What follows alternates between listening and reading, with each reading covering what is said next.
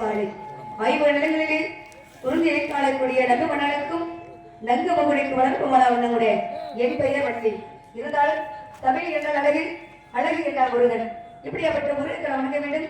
கந்தா, கடம்பா, கதிர்வீடா, சண்முக, சரவண, முத்துக்குமாரா உன்னையே நம்பியிருந்த நம்முடைய இந்த வழிக்கு இந்த நாட்டு மக்கள் கருபுரிய வேண்டும்.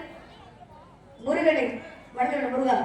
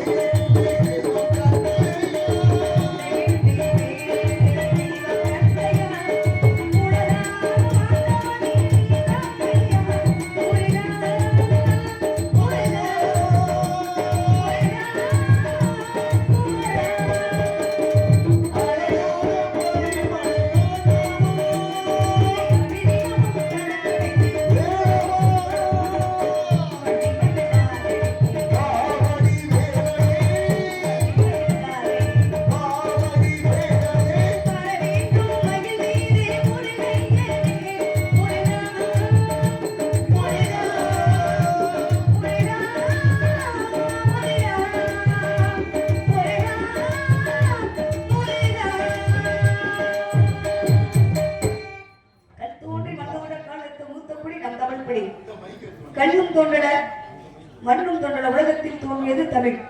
தமிழ் கடவுள் முருகப்பெருமான், தமிழுக்கு தலைவன் சிவபெருமான், தமிழுக்கு தாத்தா ரூபி சாமினார். தமிழ் கடவுள் முருகப்பெருமான். அப்ப தமிழ் என்று சொல்வது தமிழ் கடவுள் அப்படின்னா முருகப்பெருமான சொல்லுவோம். முதல்ல வணங்கக்கூடிய தெய்வம் விநாயக பெருமான வணங்குவோம். எந்த தொழில் தொடங்கினாலும் முதல்ல பிள்ளையார் சொல்லிதான் வரும். ஏன் முதல்ல விநாயக பெருமானை வணங்கணும்? ஏன் தமிழ் கடவுள் விநாயக பெருமான சொல்லாம முருகப்பெருமான தமிழ் கடவுள் அப்படின்னு ஏன் சொல்றோம்? முதல்ல வணங்கக்கூடிய தெய்வம் எந்த ஆலயத்துக்குமே போனாலும் முதல்ல விநாயக பெருமானே வணங்கணும். அப்ப ஏன் வணங்கணும் அப்படின்னா விநாயக பெருமான் முதல்ல விநாயக பெருமானை வணங்கிட்டு ஒரு தெய்வத்திட்ட போய் வரம் கேட்டு போனோம்னா அப்ப எல்லா தெய்வத்தையும் வணங்கிட்டு கடைசிய விநாயக பெருமானை வணங்கினோம்னா நம்ம என்ன கேட்டு போறோமோ அந்த வரமாகப்பட்ட விநாயக பெருமானுக்கு போய் சேரணும். அதனாலதான் முதல்ல வணங்கக்கூடிய தெய்வம் விநாயக பெருமான். அந்த விநாயக பெருமானை வணங்கினவங்களே அந்த எங்காமெல்லாம் முத்துமாரிய வணங்கணும். ஆவியெல்லாம் புத்தவரை அண்ணாமலம் நாட்டவரையன் அந்த கருமாரியம்மனை வணங்கணும் அப்படின்னு பார்க்க போனா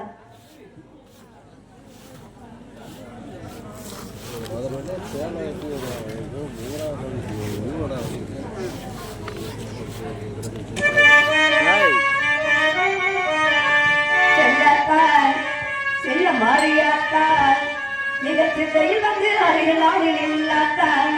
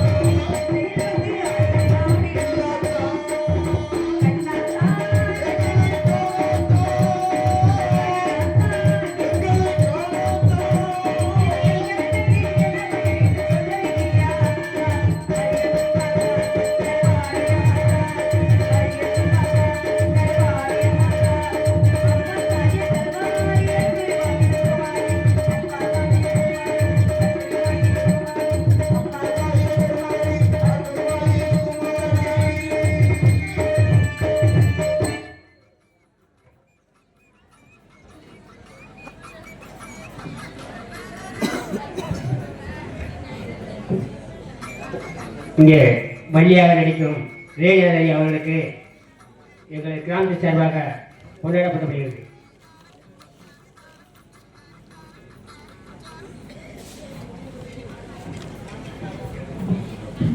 பொன்னாடை புத்தி கௌரவப்படுத்திய அனைத்து அன்புள்ளங்களுக்கு உலகெடுக்க நன்றி. வணக்கம். வணக்கம்.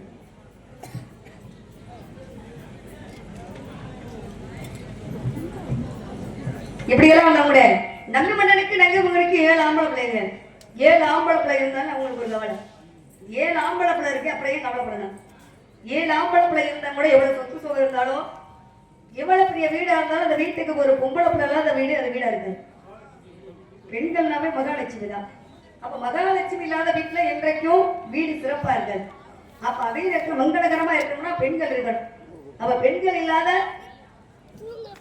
வீடு நல்லா இருக்காது. அப்ப 7 ஆம்பளை பிள்ளை இருந்தாங்க கூட பெண் குழந்தையே இல்லைன்னு முருகப்பெருமான் அருளால வள்ளிக்கிழங்கு தோண்டிய பக்கத்துல கண்டெடுத்ததுனால வள்ளின்னு பேர் வச்சாங்க. வள்ளின்னு பேர் வச்சாங்க கூட என்ன காரணத்துக்காக நம்பி மன்னன் நங்கமுகினி வேண்டிக்கிட்டாங்கன்னா பொம்பளை பிள்ளையே இல்லை, குறிஞ்சி நிலத்துக்கு திணை விதைச்சு பொம்பளை பிள்ளை கிடைச்சிச்சுன்னா அந்த பெண்ணையே காவல் காக்க நாங்க அனுப்புறோம் அப்படின்னு சொல்லி வேண்டுதல் வச்சுக்கிட்டாங்க. அப்ப வேண்டுதல் வச்சாலும் கூட அப்பா கடமைய பிள்ளையதான் செய்யணும். அது மாதிரி வளர்ப்பு பிள்ளை மாதிரி வளர்க்காம சொந்த பிள்ளை மாதிரி வளர்த்துறதுதான் வந்தாங்க. அதே நேரத்தில் தாய்ந்தப்பட்ட சொல்ற விஷயம் தான் சொல்ல முடியாது, எல்லா விஷயங்களும் சொல்ல முடியாது. இப்ப நான் எதுக்காக வந்திருக்கேன், என்ன காரணத்துக்காக வந்திருக்கீங்களா? முருகப்பெருமான காதலிக்கிறதா நான் வந்திருக்கேன். தமிழ் கடவுள் முருகப்பெருமானே தான். அவருக்கா 1 வருஷமா 2 வருஷமா 13 வருஷமா காத்துக்கிட்டு இருக்கேன். அவர் எப்ப வருவாரு அப்படின்னு வழி மீது விழி வைத்து காத்துக்கிட்டு இருக்கேன். 5 வயசுல இருந்து 11 வயசு ஒரு முருகப்பெருமானன் மனசுல கடவுளா நினைச்சேன்.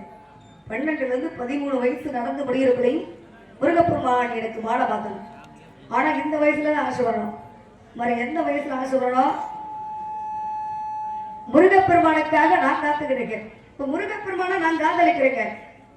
அவர் என்ன காதலிக்கிறாரா அப்படின்னு தெரிஞ்சுக்கணும்னா என்ன செய்யலாம்? போன முடியுதானே 043889 பழனிமலை நம்பரு அடிச்சா முருகன் டங்குன்னு எடுப்பாரு. போனேன் என்ன பண்றது, தெய்வத்துக்கே செல்லுதான்.